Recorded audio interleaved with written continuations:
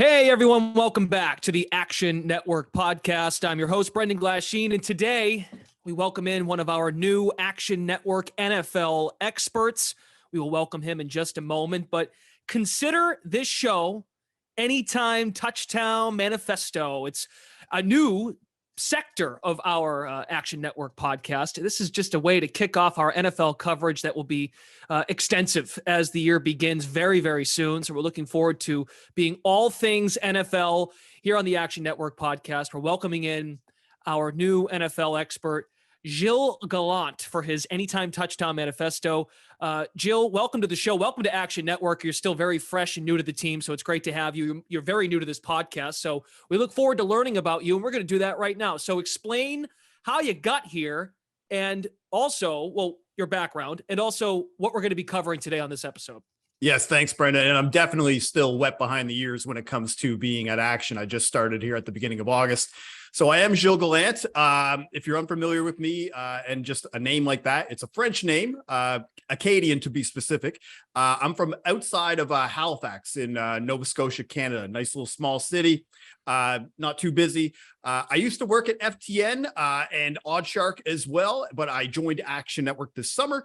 And although I bet lots of different markets, my specialty has been betting anytime touchdown props. So if you've never heard of that, it's simply really just betting on a player to score a touchdown in a given game. And it's not like a passing touchdown or anything of that nature. It's actually possessing the ball in the end zone and falling into it. And you got to make sure the extra point is kicked. That's a very important factor here.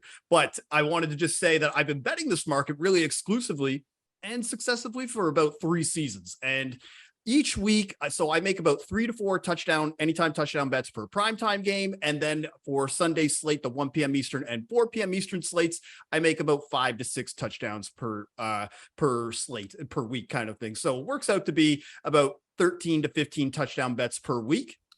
And really what I'm hoping to do today, Brendan, is I'm going to share my approach on how I bet this market and ways that people could just kind of understand, the mentality you need to have if you're going to bet this front to back from the start of the season to the end, and ways that people can find out how to get these picks here at Action for this season.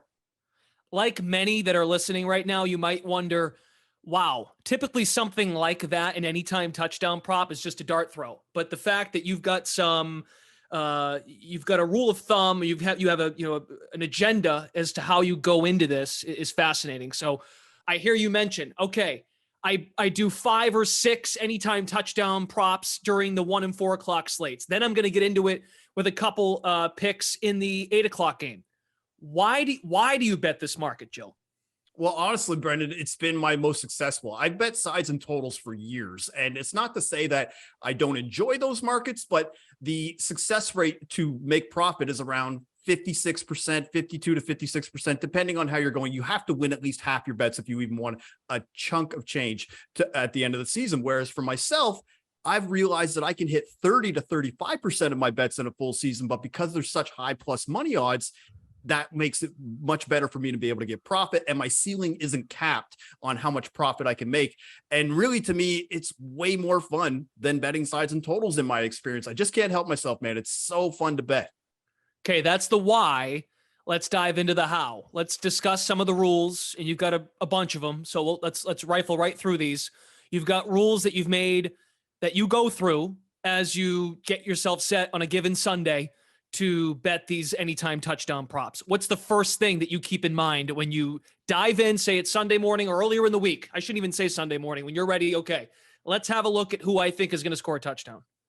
I mean, the most obvious one probably is you got to track your wins and losses, man. And you can use the Action app to do that. I find for me, there's a lot of people who like to do these dart throws, but a lot of the time they're just not seeing the progress or the regression of making these types of bets. And the one thing about touchdown score betting is that it could feel really humbling after a while if you only win like 3 of 10 bets over a given week kind of thing. But it's super rewarding to be able to look at the end of the week and see how much profits you made despite only hitting at 35%. So I think the most important thing that for especially new bettors coming into the space, and even guys who have been betting for years that maybe just haven't taken on this practice, you've got to track your bets. So I don't care if you use spreadsheet, pen and paper, or specifically, I want you to use the bet tracker app like Action, so that way you can track it, because you need to see your successes and failures to know if you need to adapt your strategy. I think it's really difficult for a casual bettor to get over, at least initially in any sport, to get over the win percentage thing, right? I've only won X amount of my bets, but as you mentioned, explain why win percentage should not be what you're falling back on when it comes to this market. No, it's got to be profits and ROI, man. And it's got to be, you have to kind of break the mold of thinking of win percentage, specifically the way that sides and totals kind of make you adapt to that style. Like, I think even though it can be a little bit humbling, like I said, to only hit 3 out of 10, the touchdown prop odds are just much higher. You know, you're looking at it like plus 250s and plus 500s, or in some cases, like with, you know, quarterbacks, maybe even a plus 1,000, and you could still profit long-term at that win rate. So that is really what it's been key to me, because it's a marathon, not a sprint. You can't make all your money back in 1 week, but you can definitely lose a lot in week 1 and be way too much of a hole to dig out of.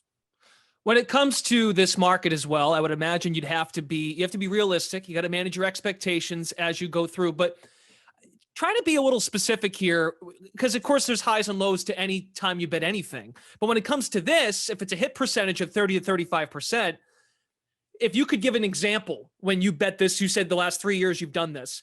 Is it like, okay, I hit week 2, I might not hit this again till week 7. Is it that big of a lull? Talk about how you manage your expectations. Maybe give an example as to how you said to yourself, okay, hey, that's how this works. Yeah, I would argue you could even just look back at last season, and the way that my posts on Twitter would go is that what was happening was there was a stretch there from probably the 3rd week of November to about mid-December where I was maybe hitting at like 10%, like, and it was just bad, like where I was just maybe not firing on the right way. My projections just weren't matching up. But if you looked at the first 4 to 6 weeks of the season, I was heading closer to like 45%. So it evens out throughout the course of the year. And I think that's the main thing that new bettors in the space kind of need to realize, is that when you're coming to touchdown bets specifically, you got to be realistic and you got to manage your expectations, because if you go in to a season thinking you're going to win 50% of your bets, honestly, man, I'm not saying you need to get a drug test or anything, but just honestly, like, I feel like people need to kind of approach it more like, you know, a hitter in baseball. Like, you want to try to get 3, maybe 4 hits out of every 10 at bats. And guys are more looking at it like they're trying to hit like 50% at the free throw line, like with Shaq. And that's not the case, man. If you just got to be able to prepare for the highs and lows, because if you get too tilted off of just like a bad week kind of thing, you're never really going to be able to recover and get out of your own head. Our anytime touchdown manifesto episode on the Action Network podcast continues, and that previous rule or a guideline sets up this next one, which is less is more. And I think, especially with the NFL, everyone's so excited for the season to start. You forget, like, week 1, 2, and 3, everyone's playing. There are no buys till week 4, week 5 in the season. So you're just overloaded, oversaturated with football, every team in action, all 32 teams. So the less is more rule of thumb, which can really fit a lot of categories when it comes to markets in betting. Why is it important for this market? Well, part of the reason being is because sportsbooks know a lot of the same information you do. Like we all know how good Jamar Chase is. We all know how good Jonathan Taylor is. And if you try to start justifying or manifesting weird angles in your head, like revenge game narratives and stuff like that, not saying that they won't hit, but a lot are going to fall flat. And so what I was trying to kind of relate to people is that's why I try to stick to about 2 to 3 touchdown props per primetime game. And then this way, you know, if it doesn't go your way, you don't destroy your bankroll in one game because it just didn't go your way. As a follow-up to that, and I know you've mentioned it a few times now, that the standalone games, so if it's Sunday night or Monday night, do you tend to find the lines to be sharper when it comes to those games for this market? Lines are sharper, but so are the bettors, because it's one game to focus on. A lot of the time, what happens with the 1 p.m. and 4 p.m. Eastern games, you've got 10 to 13 games to look at. you get spread so thin from a research standpoint that it almost feels like you're, picking and choosing, maybe, and then you pick one and you leave some on the cutting room floor. And then you just end up kind of, second guessing yourself. Whereas with primetime games, you can kind of have a specific format of like, I'll take one guy on one side, one guy on another side, and a long shot. And then that way you restrict yourself. And that way you could still have 3 units of profit out there to be able to still bet. But if you lost 3 units of profit, it's not consequential money to the point where you won't be able to recover the next week. I kind of set you up for this a minute ago, and it's worth harping on again. I think your overall point is I know there's FOMO. We're all excited for the season to start, but don't go too crazy week 1, week 2.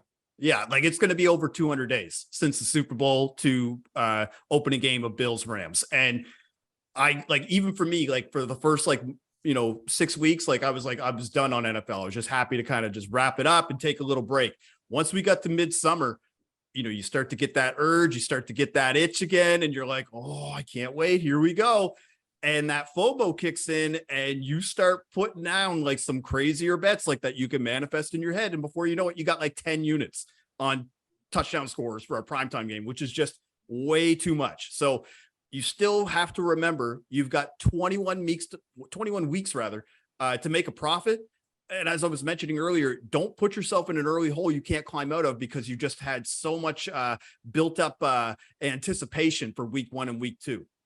I can already feel like people doing this for like Cleveland, Carolina. Like, yeah, Baker Mayfield's going to throw it to, or Baker Mayfield's going to run one in against his old team, or just like stuff like that. Like people just trying to read into narratives in the first couple weeks of the season, or, hey, so-and-so's in a contract year. Those are things you might read too much into in those first couple of weeks. And I would tell people, anybody who was going to bet on Baker Mayfield to rush for a touchdown, to go look at his historical odds and historical game logs.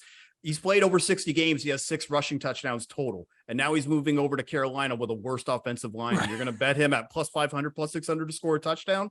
Like, come on, there's other guys that have way more value and are more likely to score in the NFL. But that segues nicely into research, and probably what a lot of listeners, if you're tuning in for the first time, or if you've never explored this market, or maybe you have explored it, but as I said off the top, maybe you're just a dart thrower and go, all right, well, I'm going to take Travis Kelce with the Chiefs tonight in a shootout to score a touchdown against the Chargers on Sunday Night Football. But what research do you put in to settle on a player to get an anytime touchdown score? No, great question, Brendan. And the one thing that I would say about stats, because you need to put as much research as possible if you're going to be betting this market regularly, is that not all stats are created equal. Because a lot of the time what people do is they'll just look at the stats on the surface. They'll look at just targets and receptions. And while those are important, like if you're going to be betting on a Kelce touchdown prop or another guy like Brandon Cooks, for example, you need to factor in other stuff. Like you got to look at the type of routes that are run, the red zone targets, the cornerback matchups, the overall target share, and then of course, who's throwing the ball? So these are important things to consider. Like Brandon Cooks, as I was kind of mentioning, amazing wide receiver. I think he's probably, one of the most underrated guys in the league. But in 2 games versus the Colts last year, he had 12 catches and 19 targets in 2 games. But it was a bad matchup because Davis Mills was throwing the ball. The offense is anemic. They only got in the red zone once. In 2 games, they scored 3 points total. So you kind of need to factor in more data than just the surface stats when betting these touchdown props. That's fascinating. I would imagine though, Jill, that could change. And let me give you a scenario. So I use Chiefs Chargers as an example. When you got 2 guys that can throw the ball, basically if Mahomes is at the 40, he's kind of already in the red zone. Like he's got the capability of reaching, right? It's the KC red zone. I get that. So I'm sure like in a game like that, doesn't that change a little bit in terms of how you look at red zone? Because it's not quite the red zone when you got a Josh Allen or a Mahomes or a Herbert or a Burrow. No, and those are 2 very good examples. And you're right. I think the one thing that I would just caution people is that more often than not, another thing that I do when I bet touchdown scores, I generally try to find guys that are over plus 200, because a guy like a Travis Kelce, a guy like Keenan Allen, those guys are going to be minus 110, minus 120 on average to score a touchdown. And in the NFL, as we all know, the worst thing that happens is a player can leave on any play at any time just because of the brutality of the game. And I find a lot of the time with trying to invest money into those guys, it could be actually more of a risk to bet on guys with minus odds than looking at somebody like a McCole Hardman or a Josh Palmer, guys who have much longer odds, but because of how, Josh Palmer with the Chargers, but guys who have much longer odds, but their quarterbacks are so talented, they can get them the ball in the right spot to be able to score and obviously benefit your bankroll. Good stuff. We have Gilles Gallant, who is our new Action Network NFL expert contributor. He's one of our new members. If you missed it, scroll back to the beginning and he introduces himself and explains why he's here. But we are discussing anytime touchdown props, the manifesto. And again, we've got more coming as the season goes. This is one of our early episodes as the NFL season nears. So, and what we're kind of finding out is this, for this market, it fits a lot of the same, it checks a lot of the same boxes when it comes to betting anything else. And tell us why using an odds comparison tool is crucial for this. Well, I mean, the odds just vary from sportsbook to sportsbook so much that you really can leave a lot of money on the table if you're not shopping around and checking out different sportsbooks to see where the best odds are for a respective player. Like Taysom Hill with the Saints is probably one of the best examples, Brendan, because with his goal line scoring capability and the way that they run that offense, his anytime touchdown odds can range from like plus 250 to plus 500 on a given week, depending on the sports book and depending on the matchup. So one of the best ways to compare odds, like for touchdown score odds, obviously you can use the Action app. Another thing that I'm going to be developing for Action coming up this year is a historical odds comparison tool. So we're able to track all of the closing odds for touchdown scores for every player on every team. So you're able to see kind of what they are and whether or not you're getting maybe a half decent value week to week. But the app itself is going to be huge this year, man, because they already have the odds comparison tool in the spot. You can quickly compare the odds, between books and find the best value. And like I was saying, if you have multiple sportsbook accounts, this will ensure you get the best odds because I was mentioning, it's really a true difference maker for long-term profits in this market. I think that also this just occurred to me was, injury news, of course, is huge in this, right? Because if, a guy like Taysom Hill, who could be in and out of the lineup, it changes everything as it pertains to how a red zone offense might set up. But that goes with anything in the NFL. You got to check. No, but Taysom is a good example because there's a trickle down effect across the board if he comes in, because he'll jump from like a plus 350, plus 400 to a minus 110 instantly if Jameis Winston is out and he's now starting, right? Because of the propensity of that offense of always wanting to rush when they're in the red zone. And even a guy like Alvin Kamara might see an odds bump because of the likelihood that Taysom might actually run it instead of Kamara. Huge. Even someone who just popped in my head is Lamar Jackson. If they've got a banged up backfield, I know they drafted Dobbins a couple years ago. He looks good being back in the mix, but if it's just Jackson and they got the fourth string guy behind him, it's going to be a lot of Lamar or a heavy dosage of Lamar Jackson. So here's something else we should discuss. And again, it kind of fits the bill with everything is, folks, don't parlay. And how in the world I wouldn't even know how to approach a parlay for anytime touchdown score. Oh, there's definitely strategy to it. And I will say, like, over the last couple of years, Brendan, it has definitely increased. Now, my mentality isn't necessarily shared by the masses. Like, and again, when I say don't parlay touchdown bets, it's going to ruffle some feathers. There's some dudes that I respect that are out there that do parlay every week. But for me, parlays are like junk food. Like sure, I'm going to indulge every once in a while, maybe like a $10 round robin, but it can't be your whole diet. Like, cause otherwise you're just going to go broke. And what I do, like I was saying, like I'll do like a 4-pick quarterback round robin ticket for $10. And then that way I know that over the course of the season, it's going to cost me $180. But if I hit 2 of those 4 quarterback touchdown bets on that ticket, that's going to pretty much pay for the season. So that's why, like, again, there's a mentality to the madness. I'm not just throwing as many parlays out there and just kind of hoping for the best, especially because there's so much injury volatility with these, man. And any player can leave the game on any play. And I'm just more, the parent in me just makes me think, I'm trying to look out for other people. Just save yourself the heartbreak, man. It just hurts too much when you got 3 or 4 legs cashed and then a guy leaves on just a harmless play because he pulled his hamstring and now you're sitting there with a losing ticket. Yep. It's a great reminder. That's for sure. So, and you used this example a second ago with Taysom Hill. Say if he's in for an injured Jameis Winston, Taysom Hill might go into a game and say Alvin Kamara's out or something. Maybe Taysom Hill enters a game for the Saints on Sunday night, or whatever, and he's at minus 110 to be an anytime touchdown scorer. You're of the belief, though, that you want to avoid those. You want to avoid a player with minus odds. Yeah, absolutely, man. Because for me, if you're betting them full time, like the way that I do, to go any less than my plus 200, it's just not a recipe for success. So every week, in a given week, when you're looking at your sports book, there's about 30 to 35 players per week that are going to have minus odds. You know, the Jonathan Taylors, the Derrick Henrys of the world. And one of those guys, specifically Taylor, was minus odds in 14 of 17 games last year. And if you had just blindly bet a unit on every week for him to score a touchdown, he finished with only like about plus 4 units in profit over an 18-week season. So like the 28th most profitable touchdown scorer in 2021 was Jonathan Taylor. Wow. And I just think that there's so much value elsewhere, man, that if you get caught up in betting faves, it's just hasn't worked in my history. Now, there are other people out there that might be able to pull that off, but I just, in my experience and, you know, rising to this kind of expert level of being able to beat this market, minus odds players are just a recipe for disaster. Real quick, do you suspect Taylor to be in a similar spot each week this season? Absolutely, especially with that offensive line and just, you know, Matt Ryan coming in as well.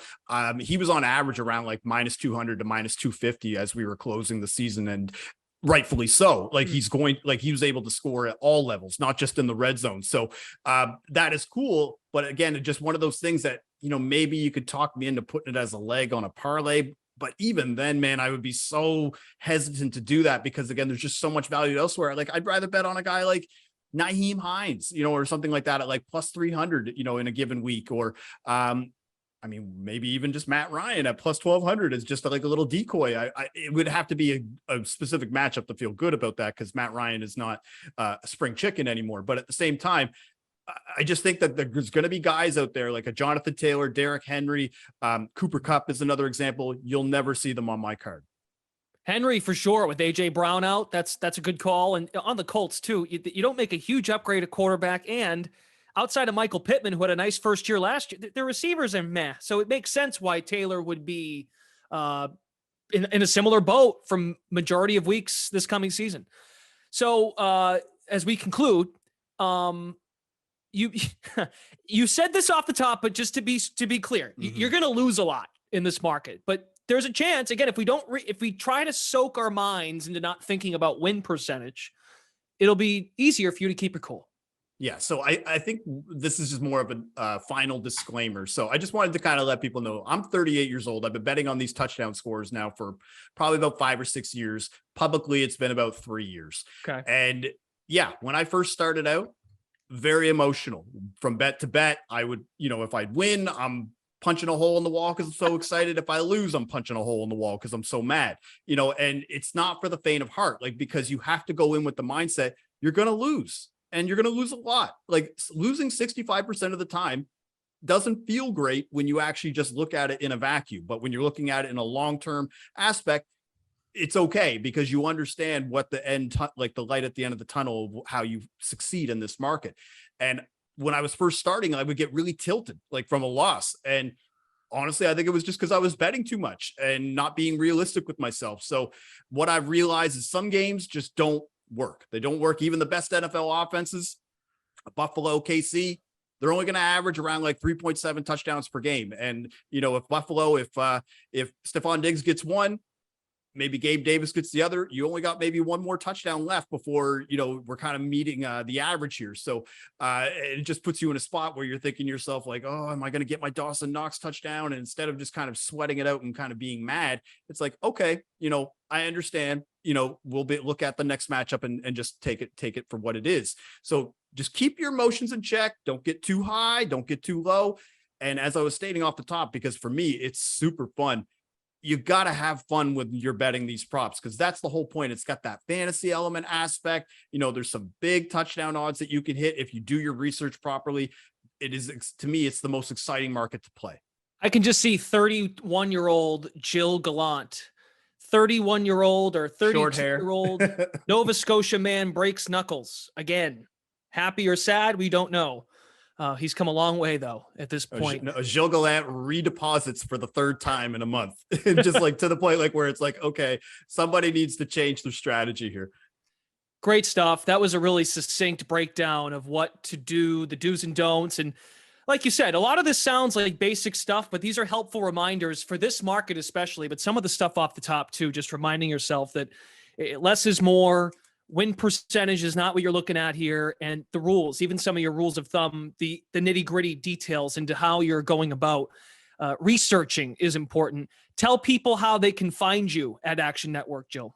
Absolutely. So you can follow me on the app. My handle is GDog5000, which is also my Twitter handle. And my NFL Anytime Touchdown show is going to be coming to Action each Sunday at 10:30 a.m. Eastern on the Action YouTube page. So make sure to like and subscribe and look out for that. And then, of course, I'm going to have primetime NFL touchdown picks, both in video, written form. All of that will be available on the Action app. And, of course, we're going to be tracking the weekly NFL Anytime Touchdown odds. That tool will be available on the Action app as well. And one final reminder, follow me on Twitter at GDog5000. That's GDAWG 5000. Great to have Gilles Gallant joining us on the Action Network podcast and joining our Action Network team. I'm Brendan Glasheen. The Anytime Touchdown Manifesto episodes will be coming fast and furious during this NFL season. We look forward to more. Look at this episode as a way of us kicking off all of our NFL coverage on the pod and at Action Network. Thanks for listening, everybody, and we'll join you again very soon.